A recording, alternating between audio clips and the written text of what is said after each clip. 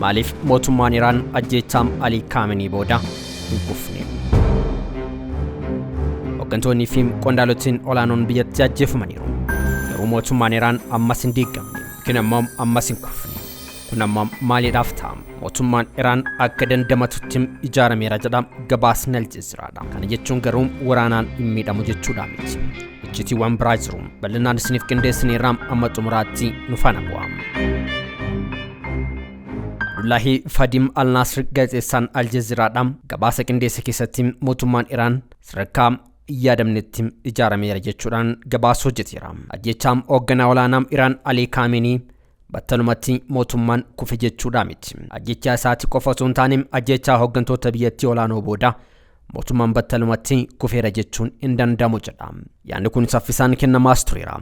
Garuu kun hawwii irratti hundaa'a malee xiinxala dhugaatiin gaafa laallee dhugaadhaa miti jedha. Kun gaagama guddaadha. Mootummaan warraaqsa Islaamaa bara 1979 irraatii jalqabee isa guddaa keessaa isa tokko ta'e. Garuu gaafiin siyaasaa inni guddaan haleellaan cimaan miidhaa guddaa qaqqabsiisa osoo hin taane sirni kun rukuttaa yookiin immoo haleellaa akkanaa kana dandamachuu danda'a gaafii jedhamu dhiyaachuu malas jedha. Ragaan jiru akka agarsiisutti sirni mootummaa Iraan nama tokko qofa irratti hin hundoofne. Inni sirna walxaxaa irratti bu'uureffateera. Gama tokkoon sirna amantaa, gama tokkoon nageenya, gama tokkoon mootummaa of keessaatti qaba. Kun hunduu kaayyoon isaa mootummaa tikfachuudhaaf malee nama dhuunfaa addatti tiksuudhaaf akka hin taane ifaadha jechuudhaan gabaasa isaa keessatti qindeessa. Kanaafuu ajjeechaan hoogganaa mootummaa battalumatti mootummaan balleessa jechuudha miti. Inni rakkoo guddaa ta'uu kan danda'u tokkummaa keessaa eegsisuu irratti jijjiira. Balaa guddaan ammoo biyya keessatti mudachuu mala achii jalqaba dubbiin jedha. Heerri mootummaa Iraan illee yeroo ammaatti aangoo banaa ta'uudhaaf mala addaa qopheesseera. Hoogganaan biyyattii yoo ajjeefaman, qondaaltonni olaanoon biyyattii garaagaraa yoo ajjeefaman, mootummaan biyyattiidhaan seera mataa isaa tumatee waggoota hedduu duraattiin buraa jiras jedha. Seerri heera mootummaadha. Yoo hoogganaan du'e yookiin ammoo yoo hoogganaan dhabame gareen yeroo mootummaa geggeessu filatama. Hangam Assembly of Expertittiin hoogganaa haaraa hamma filatutti aangoon tasuma lafan buutu jedha. Ajjeechaa boodaan aangoon yeroo gara yerootti nama sadii irratti suu danda'a. Inni jalqabaa pirezidaantiidha. Lammaffaan mootummaa seera biyyattii hoogganuudha. Qaamni sadaffaan mootummaa gaardan kaansilitti darbas jedha. Kun akka sirna lubbuu oolchuu yookiin ammoo survival of protocol fakkaata. Sirriidha. Sirni kun yeroo rakkoon guddaa keessa jiru irratti of eeguudhaaf waan qopheeffateedha jechuudhaan kaa'ama. Garuu seerri qofti gaadhaa miti. Humni dhugaa eessa akka jiru ilaaluunis barbaachisaadha. Sirni mootummaa Iraan kun humni isaa sadarkaa sadiitti qooduudhaan qopheesses jira. Qaamni jalqabaa seera amantii yookiin ammoo religious legitimacy'dha.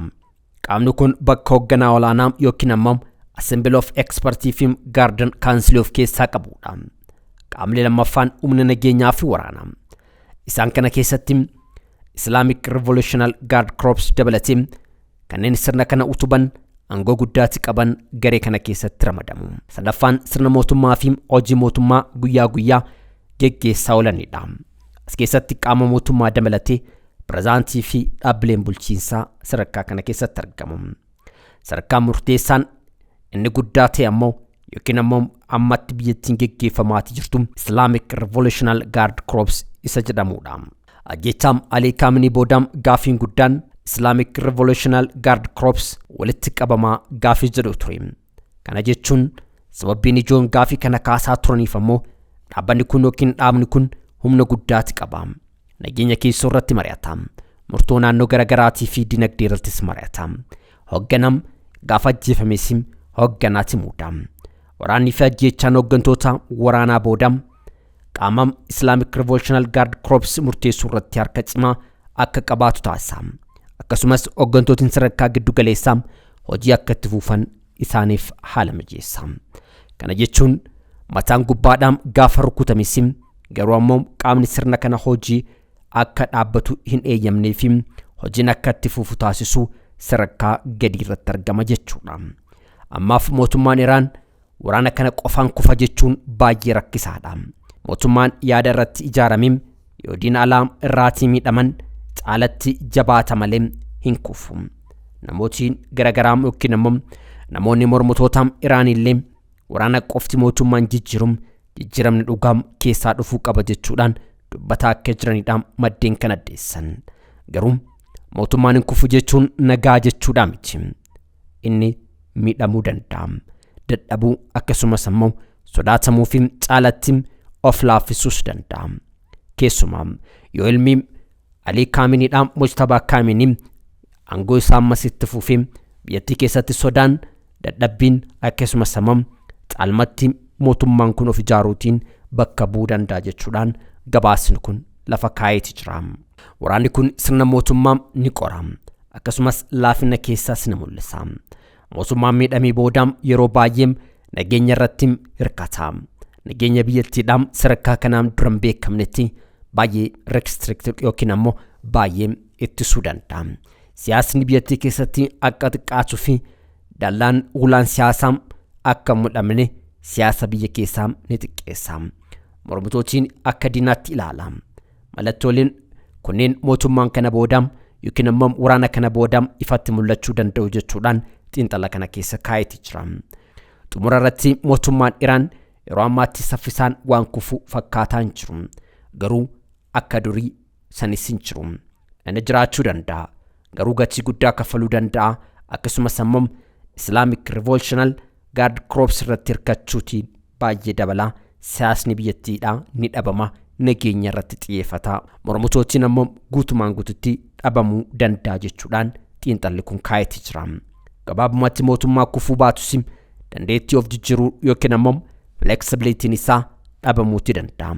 Kun immoo yeroo dheeraadhaaf isa laamsheessuu danda'a jechuudhaan gabaasni kun addeesseeti jira. Egaa kabajamtoota daawwattoota keenya maaliif mootummaan kufuu hin danda'u gabaasa jedhu booda odeeffannoo guyyaa har'aatiif isiniif qindeeffannetti dabarra. Waraanni guyyaa har'aa baa giddu galeessaa keessatti geggeeffamaati jiru akkuma tufetti jira. Waraana Ameerikaa fi Israa'el irratti geggeessaa jiran kun biyyoota baa giddu galeessaa baay'eetti babal'achuus itti fufeera.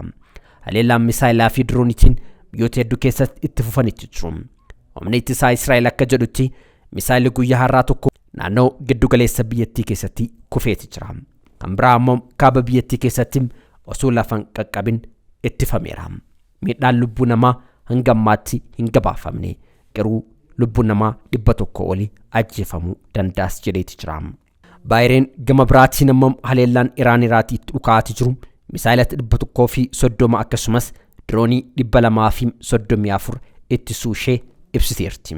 Gama Iraaqiitii fi naannoo Bagdaad keessatti haleellaan diroonii mootummaa Ameerikaa irratti xiyyeeffatee fi embaasii Ameerikaa achitti argamu irratti xiyyeeffatee guyyaa har'aas itti fufeera. Dirooniin hedduus achirratti ittifamanis hedduun isaanii magaalaa Bagdaad keessatti lafa qubataniiti jiru. Miidhaa guddaas geessanii akka jiranidha gabaasaaleen kan agarsiisan. Gaazaa keessattis dhukaasni yeroo dhaabbateen booda haleellaan diroonii itti fufeera. Gabaasaaleen akka mul'isanitti erga waliigalteen dhaabbataa waraana labsame booda namootiin 100 lakkaa'aman ajjeefamaniiru. Kanneen kumaatamatti lakkaa'aman ammoo madaa'aniiru. Gama biraatiin Tarkiyyeen ammoo ofii ishee ittisuudhaaf sirni ittisaa misaayila neetoo gara biyya kibba biyyattiitti dabalataan geeffamaa jiraachuu beeksifteerti. Haalotni biraa guyyaa har'aa gabaafamaniin Iraan haleellaa deebii Israa'eliif kennituutti fufteerti. Magaalaa Teel Aviivitti guyyaa har'aa haleellaa geggeesseerti. Egaa warraaqsi Iraan guyyaa har'aa haleellaan kun ajjeechaa hoogganaatikaa biyyattiidhaan Alii Laarjan irratti raawwatameef deebii kennuu akka ta'es ibseera. Haleellaa kana keessatti misaayila gosoota adda addaa kanneen maqaa isaanii Korima Shar 4 Qadir Imaadii fi Keber Sheek jedhaman fayyadamee akka jiru humni waraanaa Iraan beeksiseera. Akka ibsa Teel Aviivitti buufatni Haifaa, Yerusaalemii fi Beershaab irratti haleellaan raawwatameera. Ministeerri fayyaa biyyattii namootiin hedduu akka miidhamanis gabaaseera. Waraanni amma guyyaa 19 qabateera. Lakkoofsi namoota du'anis dabalaaru. Ameerikaan iddoo misaayilli Iraan keessatti argaman keessumaatti ammoo naannoo Hormuz Strait haleellaan raawwachuusee ibsiteerti. Pireezidaanti Doonaald Tiraamp ammoo neetoo komataniiru. Komachuu qofa osoo hin taane biyyooti Awurooppaa waggaa hedduudhaaf michuu waliin turre fuula nutti garagalfatan jechuudhaan qolleeffatanii balaaleffataniiru. Walumaa galatti waraanni baa giddu galeessaa dhiibbaa dinagdee biyyoota garaagaraa irratti geessaa jiru cimeetti fufeera. Gara fuulduraatti maal fiduu danda'a? Biyya keenya keessatti dabalatee gatiin boba'aa dabaleera. Walumaan kan ilaallu ta'a.